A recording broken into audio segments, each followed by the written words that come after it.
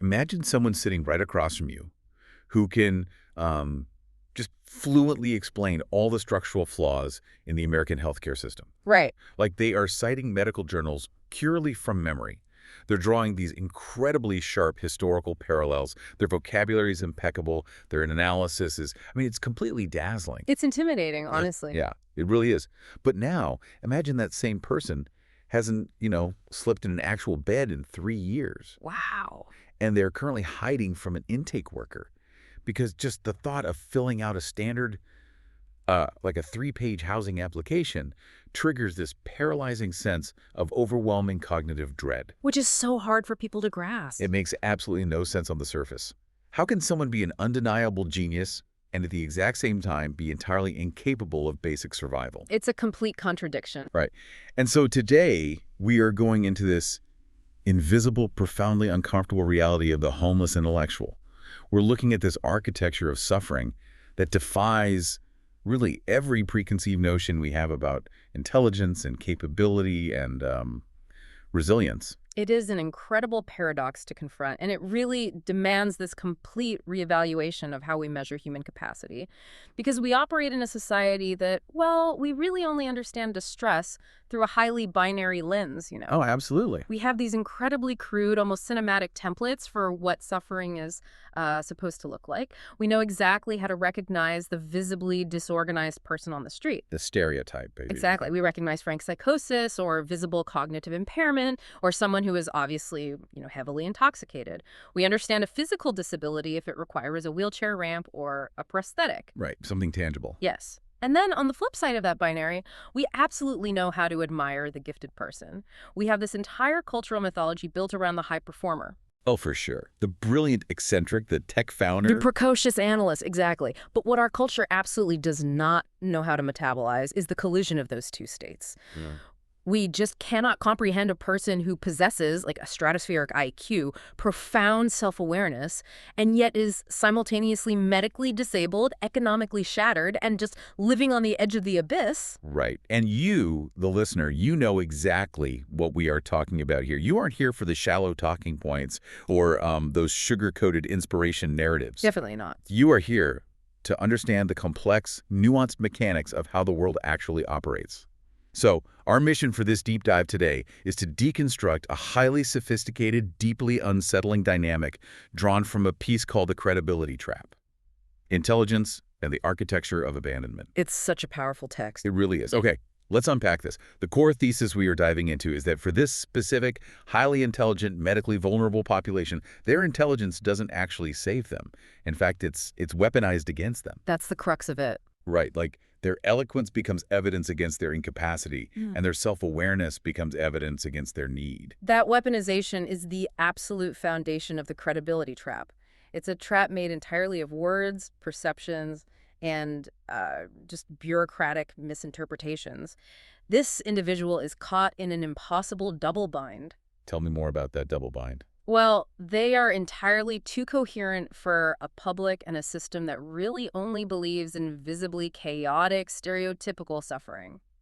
Yet, they are far too impaired for institutions that quietly require a massive amount of high executive function just to access basic foundational help. Right, I want to lay out the reality of this double bind because the tightrope they are walking is just devastating. Let's walk through like a hypothetical intake interview. Okay. If the person sits down and speaks clearly, the social worker looks at them and says, well, you seem fine. Right. Instantly dismissed. Exactly. But if they try to describe their complex chronic illness with the precision that their high intellect allows, like using actual medical terminology, citing their own lab results, the clinician writes in their notes that the patient is over-intellectualizing or somatizing. Yes, the intelligence is pathologized. And then, if the sheer unbearable stress of the situation causes them to finally just snap and become dysregulated, the system immediately codes them as unstable or aggressive or oppositional, and security gets called. It's a no-win scenario. It really is. But wait, if they repress that stress and remain perfectly calm, the system looks at them and decides they simply aren't acute enough to warrant emergency resources. They fall right through the cracks. Yep. If they advocate for themselves forcefully, pointing out a flaw in the paperwork, they're labeled difficult. And if they just shut down and don't advocate for themselves, they simply disappear. The file is closed. What you are describing is a systemic diagnostic misrecognition. The very traits that we assume should guarantee survival, the ability to articulate, to analyze, to comprehend an environment, they're fundamentally reinterpreted by bureaucracies as disqualifying signs of need. Wow. The bureaucracy looks at the coherence and concludes that the need must be fraudulent or at least, heavily exaggerated. Meanwhile, the severe impairments that are actually driving the disability are completely missed because they are invisible or they fluctuate or they're just too complex to fit into a standardized drop-down menu on a form. That makes me think of an analogy. It's kind of like a bureaucracy testing a smartphone's battery life by asking it to turn on its flashlight for exactly 10 seconds. Oh, I like that. Right. So the phone successfully does that. And the bureaucracy declares, great, this phone is fully functional, perfectly charged, totally ready for a cross-country trip. Completely ignoring the reality. Exactly. It completely ignores the fact that the phone is at like 1% battery, the internal processor is actively overheating, and the screen is going to go completely black the literal second you try to open a high-drain navigation app. That is a brilliant way to put it. But I do have to play devil's advocate here. I want to push back on this a little bit on behalf of anyone listening who has maybe worked in these systems. If this person is literally a genius, right? If they can quote medical journals, why can't they just outsmart a basic bureaucratic form? It's a fair question. Like, why are clinicians and intake workers so easily fooled by these brief windows of high performance? Is it really just malice? Or is there a mechanical reason why it is so hard to see the underlying depletion? That is the critical question, and it is absolutely not just malice. The answer lies in a very established neuropsychological reality, which is that human capacity is heavily domain-specific and state-dependent. Domain-specific and state-dependent. That phrase is the key to this entire puzzle. We tend to view intelligence as this monolithic, all-encompassing aura, right? We assume that if you have high crystallized intelligence, meaning you have a vast vocabulary, incredible pattern recognition, deep knowledge. That you can just do anything. Exactly. We assume you automatically have high fluid intelligence and robust executive functioning. And executive functioning is the ability to initiate tasks, sequence steps, manage time, and regulate attention. But in reality, from a neurological standpoint, those domains are entirely separate in the brain. So you can have a massive vocabulary and basically zero ability to organize your mail. Precisely. A person with high intelligence who is simultaneously disabled by trauma or an autoimmune disease or severe ADHD can often compensate for their executive deficits, but only in extremely narrow, highly pressurized time windows. They can pull it together for a minute. Yes. They can marshal a superhuman amount of cognitive energy for 10 minutes. They can do it for one intake interview, one appeal letter, or one high-stakes conversation with an ER doctor. But that performance is entirely state-dependent. It's running on fumes. It relies on a surge of adrenaline that temporarily overrides the underlying exhaustion. And the cost of that performance is total depletion. They are burning the furniture just to keep the house warm for that one 10-minute conversation. That is a perfect way to phrase it. And so a clinician or a caseworker sits across from them, witnesses this highly articulate, analytical person, and makes a devastating but completely understandable clinical error. They think that's their normal state. Exactly. They mistake peak performance under extreme duress for that person's baseline, everyday functioning. They assume the flashlight can stay on forever. But the reality is that an individual can produce a brilliant, nuanced analysis of macroeconomic policy and still be utterly neurologically incapable of performing repetitive bureaucratic tasks. Because it's a completely different brain function. Right. They might lack the working memory to track their complex medication schedule under the constant threat of street violence. They might not have the organizational continuity to keep a housing application alive over a 6-month waiting period while moving from shelter to shelter. The imagery the source uses to describe this is just incredibly evocative. It's described as having islands of extraordinary competence floating in a sea of systems-level impairment. It's a powerful visual. It really crystallizes it. You land on the island and think, oh, solid ground, everything is completely fine here, and you just completely ignore the ocean of dysfunction surrounding it. And if we connect this to the broader architecture of the modern welfare state, we uncover a pretty damning systemic critique. The entire apparatus of public assistance is built around a lethal, completely unscientific fantasy. Which is what? The fantasy is that if you can demonstrate competence in one domain, like speaking articulately to a judge or a caseworker, you naturally possess the generalized competence to do everything else required to survive. It assumes that verbal acuity equals logistical stamina. Wow. And this fantasy destroys people because it builds an invisible wall right in front of the exact individuals who need the most help. Let's dig deeper into the physical reality of this, Yeah. because we aren't just talking about a static, predictable level of impairment here. What makes this so baffling to observers is the reality of fluctuating function. Yes. Fluctuation is key. We are talking about conditions like dysautonomia, autoimmune diseases, traumatic brain injuries, severe migraines, complex PTSD. These are conditions where the physical body itself is inherently, unpredictably inconsistent. Dysautonomia is actually a perfect example to explore here. For those unfamiliar, dysautonomia involves a malfunction of the autonomic nervous system. So, the system that controls heart rate, blood pressure, digestion, temperature regulation. The automatic stuff. Right. A person with this condition might wake up one morning and their autonomic nervous system is relatively stable. They can stand up, think clearly, have a brilliant conversation, and look entirely, quote-unquote, healthy. But the very next day, the barometric pressure changes, or they experience a slight stressor, and their system just crashes. Their heart rate spikes to 140 beats per minute just from standing. Blood pools in their legs. Their brain is deprived of oxygen, leading to profound cognitive fog, dizziness, and physical collapse. So yesterday they were debating philosophy, and today they literally cannot walk to the bathroom without blacking out. Yes, and the system demands consistent linear performance from bodies that are biologically incapable of providing it. This creates a specific kind of purgatory. You might have 3 usable hours in a week, followed by a total bedbound collapse. Which the bureaucracy just doesn't understand. Not at all. You might nail that one crucial interview for food stamps, but the sheer physiological cost of sitting upright under fluorescent lights and answering questions results in a week of severe post-exertional malaise. Bureaucracies are built on binary categories, right? Right. You are either fully employable and reliable, or you are plainly, visibly incapacitated 24/7. A computer system cannot compute variable, unpredictable capacity. They want you neatly in one box or the other. You're either the CEO of a company or you're in a coma. There is basically no middle ground for a housing authority spreadsheet. And so these individuals live and die in the purgatory between those rigid categories. They are far too physically impaired to maintain stable, continuous employment, but they are too capable-looking during their brief windows of lucidity to elicit full compassion or emergency intervention. It's the credibility trap again. Precisely. They are too articulate for easy belief from medical professionals who are basically trained to look for obvious, simple presentations of illness.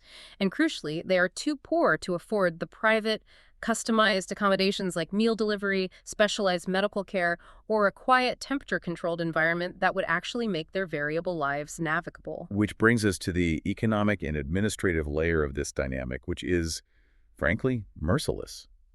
There's a concept here in the text of a degrading theater that disabled individuals are forced to perform. Oh, the degrading theater is brutal. To get any help at all, you have to legally prove severe total incapacity to qualify for disability benefits. But simultaneously, you have to perform an immense, almost superhuman level of administrative competence just to navigate the application process that proves you were incapacitated. It is a deliberate structural paradox built into the very architecture of the system. Think about the mechanics of applying for federal disability.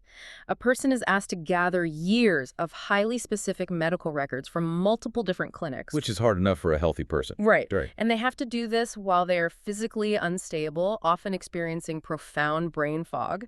They have to attend distant mandatory evaluations without reliable transportation.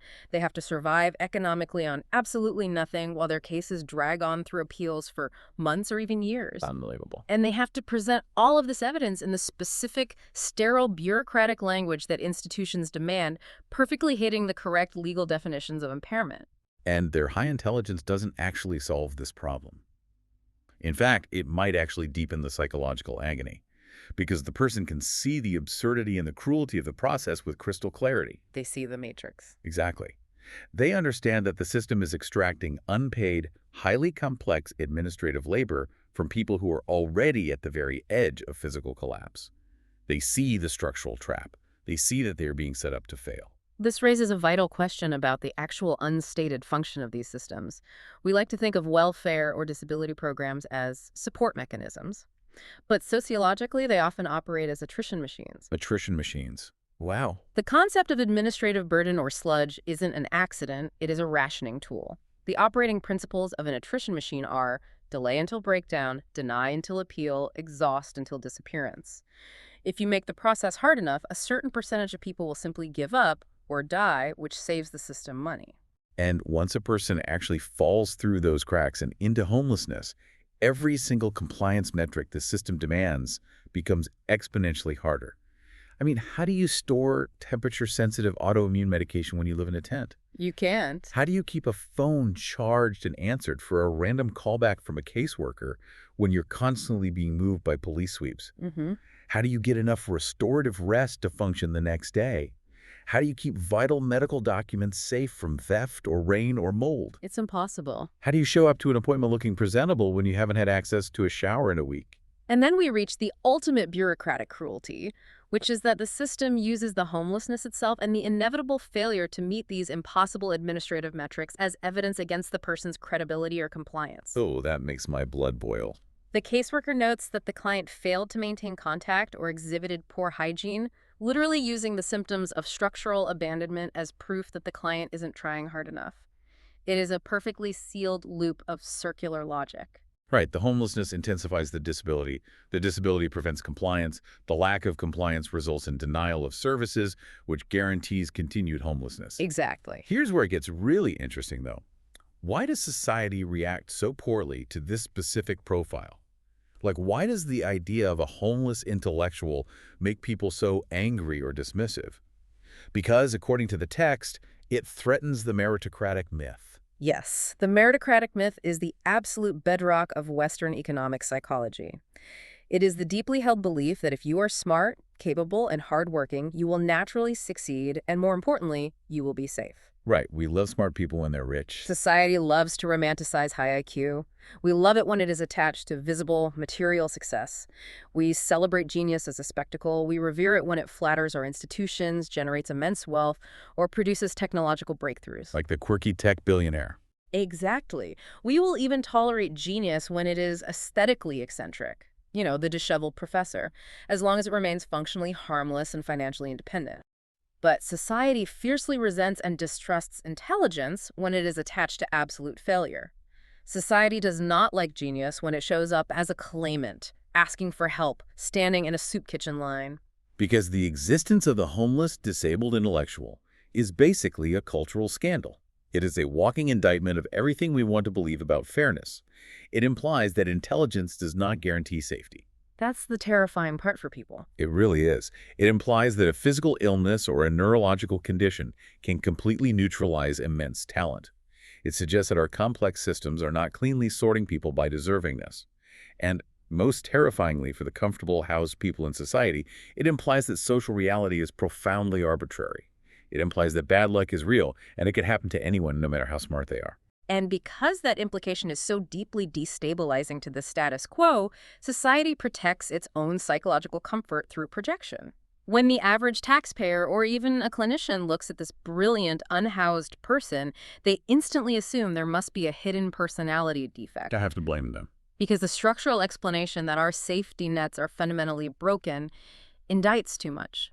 So we tell ourselves these comforting stories. We say, surely this person must be secretly arrogant and drove everyone away. Surely they refused golden opportunities out of pride. Surely they actively sabotaged themselves. No. We assume they must be the author of their own ruin, because the alternative that you can be brilliant, incredibly self-aware, try your absolute hardest, and still lose everything through sheer biological and systemic bad luck is just too terrifying to accept. It induces existential vertigo in the observer. That is heavy. It is easier to blame the victim than to admit the world is chaotic and unfair. This perfectly sets up the next crucial layer of our deep dive. We've established how the system fails them and judges them. Now we have to examine what the actual physical environment of homelessness does to a highly capable brain over time. It's devastating. We're talking about neurobiology under relentless siege. This is where the physiological and psychological lens becomes indispensable. We really have to look at the mechanics of chronic stress physiology. Homelessness is not simply a lack of a roof and four walls. Biologically, neurologically, it is the prolonged, unceasing activation of the mammalian threat system. Fight or flight all the time. Exactly. It is a state of hypervigilance without any opportunity for recovery. The amygdala, the brain's fear center, is constantly firing. The body is flooded with cortisol and adrenaline. The nervous system is constantly learning and reinforcing that rest is inherently unsafe. Because you could be attacked at any moment. Right. It learns that privacy is a luxury that does not exist. It learns that all physical possessions are vulnerable to sudden theft or destruction. It learns that sleep is completely porous and dangerous, and that literally every social interaction on the street might carry a severe physical risk. So what does that biochemical flood do to the mind? Does this mean the intelligence is actually lost? Like, does the brain just degrade and become permanently foolish? That is a very common misconception, and we need to make a really careful distinction here. The intelligence is not lost, but the cognitive architecture is fundamentally altered. How so? Well, under chronic threat, cognition inevitably begins to fragment. Working memory, the ability to hold multiple pieces of information in your mind while manipulating them, plummets. Attention narrows to a pinprick. Cognitive flexibility, which is the ability to adapt to new rules or sudden changes, drops significantly. So you can't pivot when things go wrong. Exactly. Emotional reactivity rises because the prefrontal cortex, which normally applies the brakes to emotional impulses, is suppressed by the survival brain. Decision-making shifts dramatically. It is no longer shaped by long-term planning. You cannot plan for a career trajectory next year when your entire neurobiology is consumed by surviving the next 6 hours. It's pure survival mode. Decision-making becomes entirely focused on immediate threat mitigation. But, and this is the crucial point, none of this means the underlying crystallized intelligence has vanished. It means their brilliance is being forced to operate inside a nervous system that is trapped in a burning building. I love that framing. A brilliant mind under chronic activation doesn't lose its essence. It just becomes less consistently accessible. The high-speed broadband connection is still there, but the router is constantly overheating and rebooting. Exactly. The bandwidth exists, but the physical hardware is melting down. And the true tragedy is how the public misreads this. The public, or a caseworker, sees the unevenness. They experience a brilliant philosophical conversation with this person on Tuesday, but then observe that same person entirely unable to fill out a simple consent form on Thursday. And they judge them for it. Yes. Instead of recognizing the neurobiological reality of an overheating system, they misread it as deliberate manipulation. They think, you were so sharp 2 days ago, you're just being lazy today. They interpret neurological exhaustion as a moral weakness. Let's focus on a specific subgroup where this environment is exceptionally dangerous. Neurodivergent individuals, specifically those with autism and ADHD. The physical environment of the street and the shelter system is catastrophic for them. Let's talk about shelters, actually. Oh, shelters are a massive issue. We often think of shelters as safe havens, a step up from the street. But they are described by neurodivergent individuals in the sources as sensory hellscapes. And when you break down the mechanics of a shelter, you instantly understand why. The sensory load in a standard congregate shelter is staggering. You have constant, unpredictable noise yelling, coughing, alarms. You have profound crowding and forced intimacy with total strangers, many of whom may be actively psychotic or unpredictable. Just zero personal space. None. You have pervasive, unavoidable smells. You have the incessant hum and glare of fluorescent lights. You are under constant surveillance, yet simultaneously at constant risk of theft. Your sleep is repeatedly interrupted by security checks or the movements of others, and you are subjected to inconsistent, often arbitrary rules enforced by underpaid, highly stressed staff. Now, explain what that specific environment does to an autistic nervous system. Why isn't it just, unpleasant? Why is it actively dangerous? Well, for an autistic nervous system, sensory gating mechanisms often work differently. They cannot simply filter out background noise or tune out the fluorescent lights. Every single stimulus is processed at full volume. Throwing an autistic person into a congregate shelter is akin to locking a neurotypical person inside a running jet engine and demanding they act perfectly calm. That sounds like actual torture. It isn't just unpleasant, it is neurologically unlivable. It can trigger massive cascading decompensation, leading to autonomic overload, self-injurious behavior, or total catatonic shutdown. And here we see yet another profound misinterpretation by the bureaucracy. How do they misinterpret that? When an autistic person, sensing this impending biological crisis, refuses to go into that shelter to protect their own neurological stability, the system codes that refusal as noncompliance. They write in the file that the client is picky or oppositional or failing to engage with services. Like, we offered them a bed and they turned it down. They must not want help. Right. What appears from the outside to a frustrated caseworker as an irrational, stubborn refusal is actually a medically logical, highly intelligent nervous system trying to protect itself from a catastrophic breakdown. It is a perfectly rational refusal based on biological reality, but the bureaucracy moralizes it. And it's similar for ADHD, right? The exact same principle applies to severe ADHD. Managing ADHD requires massive reliance on external structure, routines, and environmental cues. ADHD makes basic bureaucratic survival incredibly difficult even when you are housed, comfortable, and well-medicated. Under the chaotic conditions of homelessness, every single cognitive demand is magnified by 1,000. Because there's no scaffolding. Exactly. Losing documents because your backpack was stolen, missing appointments because you have no clock or calendar, forgetting complex forms because your working memory is fried, struggling with the sequential tasking of a 10-step housing program. These are not moral failures. They are the direct expected symptoms of the disability. But they are moralized by systems that demand perfect, flawless administrative behavior from the exact people who are neurologically and environmentally least equipped to provide it. The gap between knowing precisely what you need to do, which their high IQ ensures they do, and being physically or neurologically able to execute it under those conditions is immense. And I imagine that gap is where immense agonizing self-hatred often grows. Oh, absolutely. It's a breeding ground for shame. But I want to zero in on one specific, universal physiological factor that fundamentally destroys capacity. It is called out in the text as a profound clinical error when misunderstood. Yeah. And that is sleep. Yes. The profound chronic deprivation of sleep is a catastrophic factor in this environment. We aren't talking about tossing and turning for a night. We are talking about months or years of microsleeps, constantly interrupted by weather or police or just sheer fear. You literally can't enter deep sleep on the street. You can't. And chronic sleep disruption on its own, even in a healthy person, can perfectly mimic or severely worsen psychiatric illness. Yeah. It magnifies physical pain exponentially. It drastically increases suicidality. It impairs the immune system. It degrades memory consolidation. Wow. It destroys the brain's ability to clear metabolic waste. It intensifies emotional ability and completely eradicates frustration tolerance. The terminology used to describe this in the field is stark but accurate. Many homeless disabled people are living in a prolonged state of partial cognitive poisoning. Partial cognitive poisoning. That is a terrifying phrase. It is the biological reality. And then well-meaning clinicians or observers interact with this sleep-battered, poisoned brain.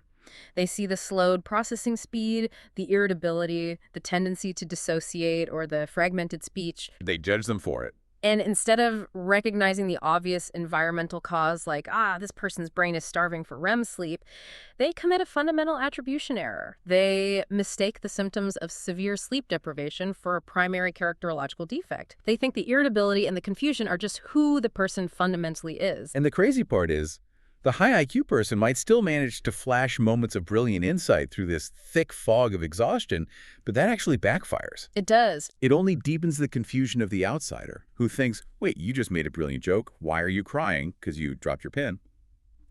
From a neuropsychological perspective, the combination of complex disability, untreated trauma, chronic pain, and severe sleep deprivation doesn't just make life difficult. It fundamentally, structurally alters how the brain processes reality. It's a total system overhaul, but in the worst way. So, if the physical environment is destroying their brain and their biology is under siege, what happens to their social safety net? This brings us to what are called relational perils. When the world treats a genius like a nuisance, what happens to the people who used to love them? That's where it gets really heartbreaking. There is a tragic irony here regarding the concept of the collapse of reliable witness. We usually assume that if you can articulate your suffering clearly, people will rally to help you. But for these highly eloquent people, their ability to process their reality so beautifully actually causes their support network to collapse. It is one of the most devastating dynamics we see. Human beings possess an astonishing capacity to survive immense hardship, provided they have just one credible person who sees them accurately, believes them, and bears witness to their reality without minimizing it. Just one person. Just one. But for the high IQ, medically disabled homeless person, that reliable witness almost always disappears. Over time, friends get fatigued by the sheer chronicity of the situation. There is no quick fix, no dramatic recovery montage. It's just a grind. Family members often decide the narrative is just too complicated, too demanding, or too emotionally taxing to engage with.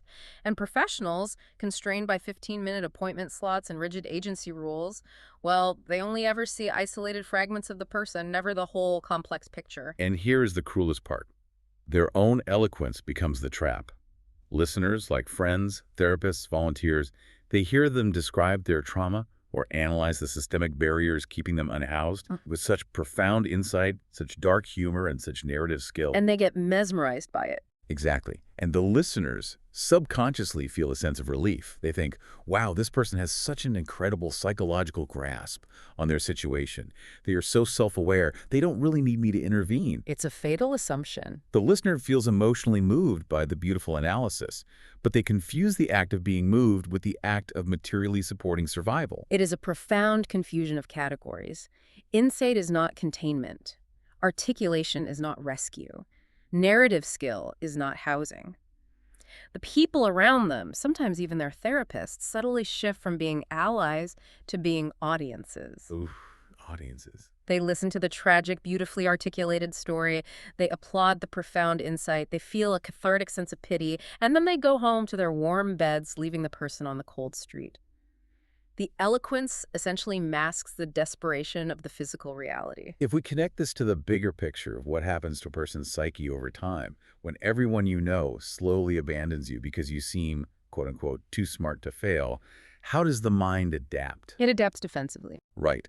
The psychological lens explains how this repeated letdown leads to a state of adaptive paranoia.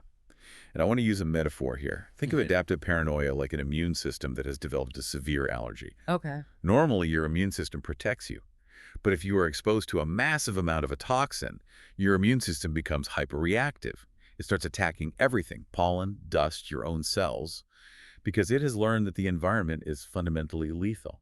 That is an excellent metaphor. The collapse of witness and the repeated documented harms inflicted by both individuals and bureaucracies produce a form of quasi-paranoia. But we must be exceptionally careful here. This is not always a frank delusion. It is not schizophrenia. Right, it's not a hallucination. No. When a person is repeatedly harmed by systems that promise to help them, they naturally begin to anticipate harm from all systems. Repeated systemic dismissal creates an ingrained expectancy of dismissal. Repeated interpersonal betrayal creates a constant, exhausting scanning for betrayal. It's a logical adaptation. It's just pattern recognition. Precisely. And the danger occurs when a clinician, perhaps lacking humility or systemic awareness, encounters this highly guarded, deeply mistrustful person. The clinician immediately diagnoses them with pathological suspiciousness or a paranoid personality disorder, completely ignoring the historical, factual basis for that behavior. They just slap a label on them. Exactly. The clinical framing here is brilliant and necessary. Overreaction is memory plus pattern recognition. The truly precise question for a mental health professional isn't, why is this person so irrationally mistrustful? The accurate question should be, what specific pattern of actual historical mistreatment made this severe level of mistrust an adaptive, necessary survival strategy? That changes the entire paradigm of how you interact with them. You stop trying to cure their suspicion and start trying to prove you are actually trustworthy. Exactly. And speaking of how professionals interact with them, we have to talk about the psychology of the helpers themselves. This is the concept of countertransference. Because social workers, doctors, and shelter staff are not just blank objective instruments. They are human beings with egos, biases, and deep emotional vulnerabilities. Countertransference is a crucial, often entirely overlooked layer of why these systems fail. A highly articulate, deeply analytical, severely disabled, homeless client can stir up incredibly complicated, uncomfortable emotional reactions in the people tasked with helping them. Like what kind of reactions? Some helpers might feel profound intimidation. They might feel intellectually outmatched by a client who knows more about the law or the medical pathology than they do. Others might feel unconsciously accused by the client's sheer existence. Because it shows the system isn't working. Exactly. Because this person's unfixable, complex reality exposes the utter inadequacy of the systemic tools the helper relies on. Even if the client never speaks a single word of accusation, their lingering presence in the system is a walking indictment of the helper's efficacy. And that deep professional discomfort can morph rapidly into hostility. We see professionals become unconsciously punitive toward a client who is perceived as too smart or too informed or too good at arguing. If the client corrects a doctor on a medication interaction, the doctor might label them non-compliant out of pure ego defense. Yes. Alternatively, the countertransference can swing wildly in the other direction into grandiose rescuing fantasies. Oh, the savior complex. Right. A caseworker meets this brilliant client and idealizes them. They think, this is the exceptional one, this is the resilient hero. They are so brilliant, they will easily climb out of this through sheer intellect, and I will be the one who saves them. But then reality hits. And when the inescapable chronicity of the disability reveals itself, when the invisible autoimmune illness flares up or the profound sleep deprivation causes the client to miss a crucial housing appointment, the helper's fantasy is shattered. And the helper often becomes deeply disappointed, resentful, or even outright angry at the client for failing to live up to the inspirational narrative. And why do the helper's internal emotional reactions matter so much? Because service systems at the ground level run almost entirely on discretionary emotional gatekeeping micro-decisions. Formal policy only goes so far. It's all about the micro-decision. Right. The real life-or-death power resides in these tiny moments. Who gets a second chance when they miss a strict deadline? Who gets an extra 10 minutes added to their appointment? Who gets the benefit of the doubt when they lose their temper? Who gets a warm handoff instead of a cold phone number? Exactly. Who gets a referral pushed through the bureaucracy with a little extra urgency from a caseworker who genuinely cares? The answer to all those questions often depends far less on the objective rules of the agency and far more on how a worker feels in that specific person's plugins. And because the high IQ disabled homeless person triggers such wild contradictory inconsistency in helpers, rescuing fantasies in some, punitive ego threat in others, they are left completely vulnerable to the arbitrary whims of countertransference. Their survival basically depends on the mood of the person behind the desk. It's terrifying. And this environment forces people into incredibly dark realities to survive. We need to look at substance use and predation. And we need to look at both with a demand for deep nuance, totally discarding the typical moral judgments. Let's start with substance use. When you see a brilliant person on the street using heavy narcotics or alcohol, the societal reflex is to say, what a waste of potential. They ruin their life with drugs. But we have to look at the functional context. From a rigorous psychological standpoint, demanding absolute unmedicated abstinence from someone living unsheltered without addressing the horror of their environment is an exercise in cruel moral theater. Wow. Moral theater. The question we must ask isn't about moral purity or weakness. The clinical question is, what specific unlivable biological or psychological state is the substance successfully solving for this person right now? Right. What is the drug fixing? Are they using a central nervous system depressant to violently suppress the screaming hyperarousal of untreated PTSD? Are they using opioids to dull agonizing physical pain that the formal medical system refuses to treat because they look like a drug seeker? Are they using alcohol to endure freezing winter temperatures? Are they using methamphetamine to stay awake all night so they aren't assaulted while they sleep? It is a fundamentally rational, albeit incredibly dangerous biological solution to an otherwise impossible problem. You take the drug because the alternative is literal madness or freezing to death. It is an adaptation. Now, the danger must be acknowledged. Introducing heavy substance exposure to a brain already traumatized by homelessness rapidly degrades whatever fragile executive function remains and drastically increases the risk of victimization. It's a vicious cycle. Furthermore, it gives the bureaucracy yet another perfectly convenient excuse to permanently dismiss the person as the architect of their own suffering. And then there is the reality of predation.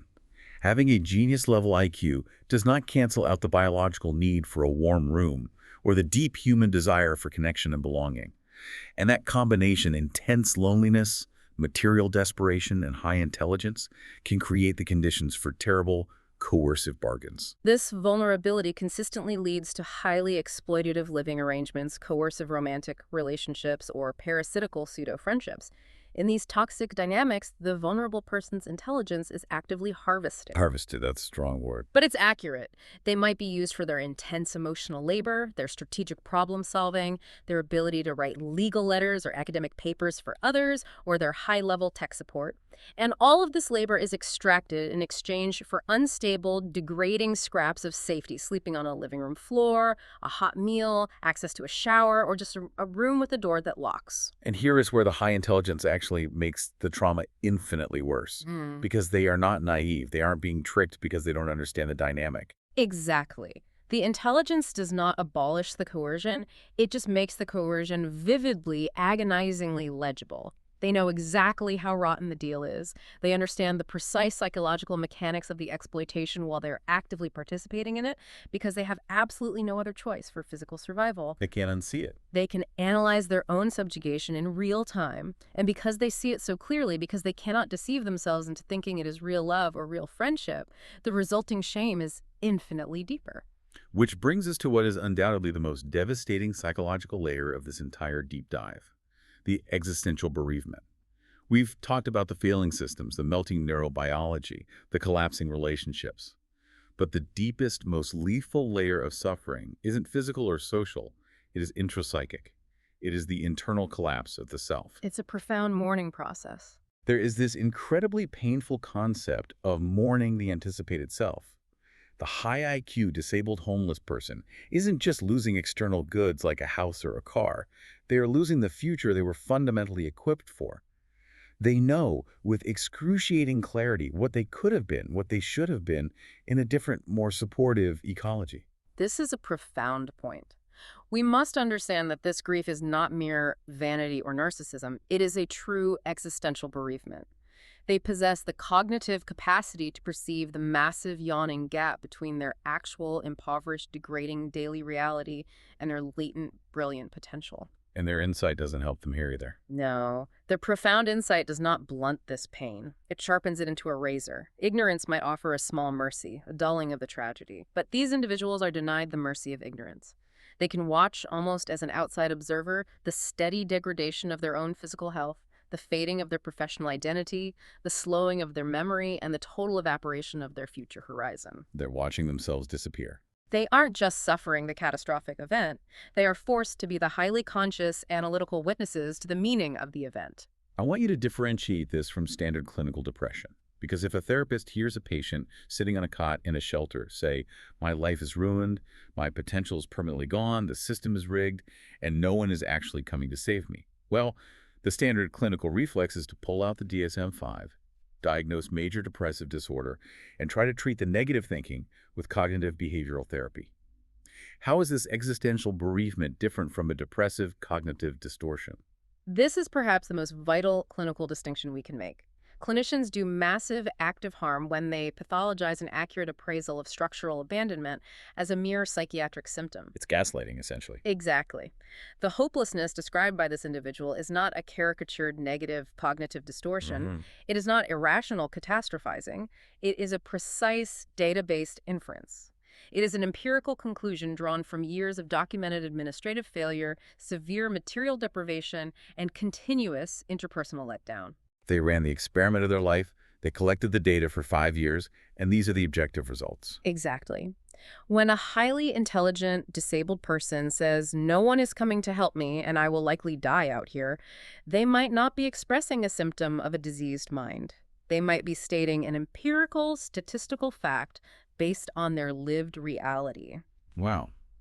The suicidality in this specific population is profound, not because they are inherently weak or chemically imbalanced, but because they are forced to live with a mathematically punishing model of their own prospect. A mathematically punishing model. They can see the trend line, they understand the trajectory, they can calculate the exact rate of attrition. They know precisely what 5 more years of repeated sleep deprivation, untreated systemic inflammation, constant benefit denials, and eviction records will do to their body and their options. They've done the math. Yes, and the fundamental task for a clinician in this scenario is not to patronizingly tell them their despair is irrational. The task is to understand how perfectly rational despair becomes clinically lethal when there is genuinely, objectively, no credible pathway to safety. They are watching a massive system converge against them, and they are mathematically correct in their grim assessment. And as this bleak reality sets in permanently, we see a profound fragmentation of identity.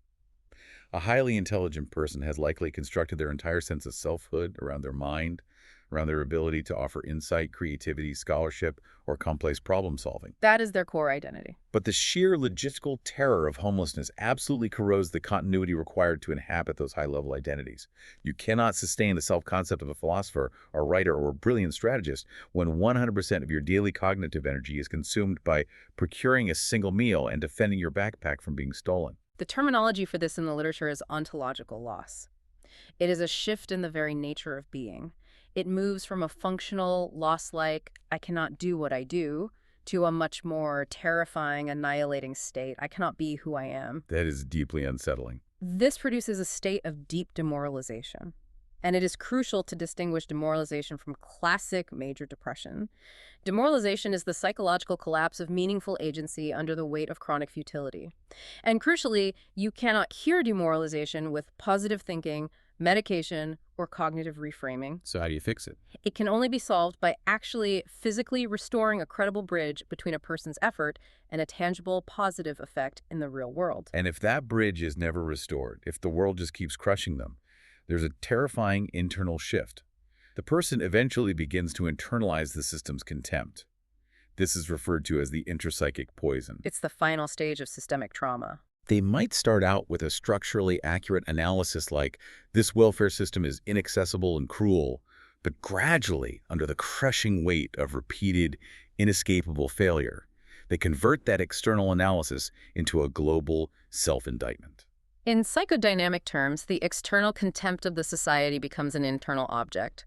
The person psychologically splits. They become both the helpless victim and the merciless prosecuting witness against themselves. They become their own worst enemy. They start believing the narrative of the bureaucracy. They think, I am an impossible case, I am fundamentally broken, I must secretly deserve this total abandonment because I know I am too smart to fail this badly. My failure must be evidence of a uniquely shameful, hidden moral rot that is entirely my fault. That's just tragic. That internalized systemic oppression becomes vastly more lethal than any single denial letter from a housing authority because the person now carries the executioner inside their own mind everywhere they go.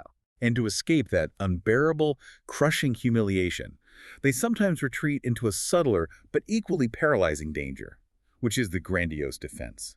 Because their mind is exceptional, they subconsciously believe the solution to their suffering must also be exceptional. It's an ego protection measure. They cling desperately to fantasies of a total cinematic reversal like a sudden, viral breakthrough, a singular, wealthy patron recognizing their hidden genius on the street, a dramatic vindication that proves everyone wrong. It is a profound defense mechanism designed to insulate the ego from the annihilating reality of their daily degradation. And the stance of anyone trying to help here must be incredibly careful. Sometimes these grandiose fantasies are the literal only thing keeping the person's biological hope alive. Stripping the fantasy away might induce immediate suicide. You can't just shatter their last hope. Exactly. But paradoxically, these fantasies of total redemption can prevent the person from engaging in the small, humiliating, incredibly tedious, but absolutely necessary stabilizing steps. They might neglect filling out the mundane food stamp paperwork or miss the basic medical appointment because they are waiting for the grand rescue. They oscillate wildly between a visionary, grandiose self-conception and a state of completely annihilated self-loathing. Okay, so what does this all mean? How do we even begin to respond to a systemic, biological, and psychological crisis of this immense magnitude? If the system is an attrition machine and the mind is melting under the pressure, what is the path forward? We aren't left entirely without a map here. There is a synthesis of a humane clinical response broken down into 8 very specific requirements. These are essential. Let me summarize them, because if you work in any system or just care about human beings, these are a radical departure from business as usual. First, we absolutely have to separate verbal intelligence from functional capacity. Stop assuming that just because someone can speak beautifully, they can execute complex, sequential tasks under stress. Huge point. Second, we must legally and medically respect invisible and fluctuating disabilities. Stop demanding consistent performance from inconsistent bodies.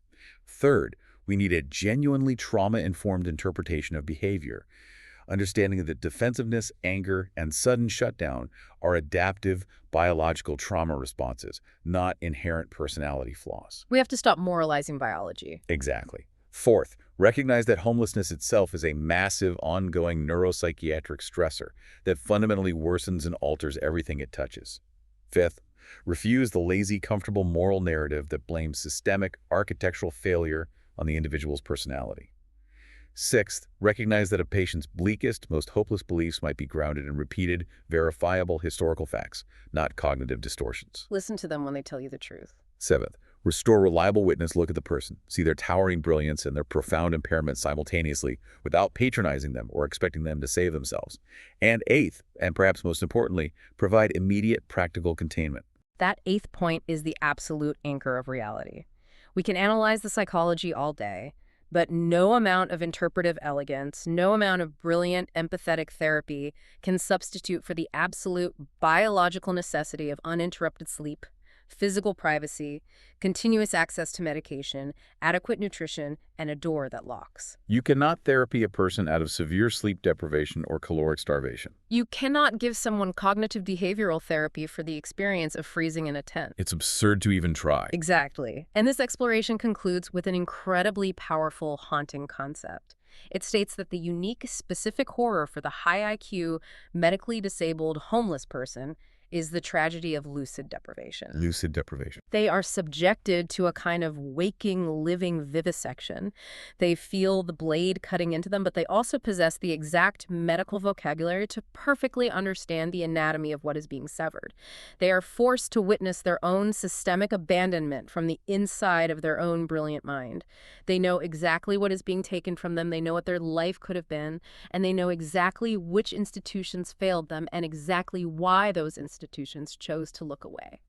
And despite knowing all of that, And despite knowing all of this, they are still made to stand in line and beg the world for permission to count as a real human being.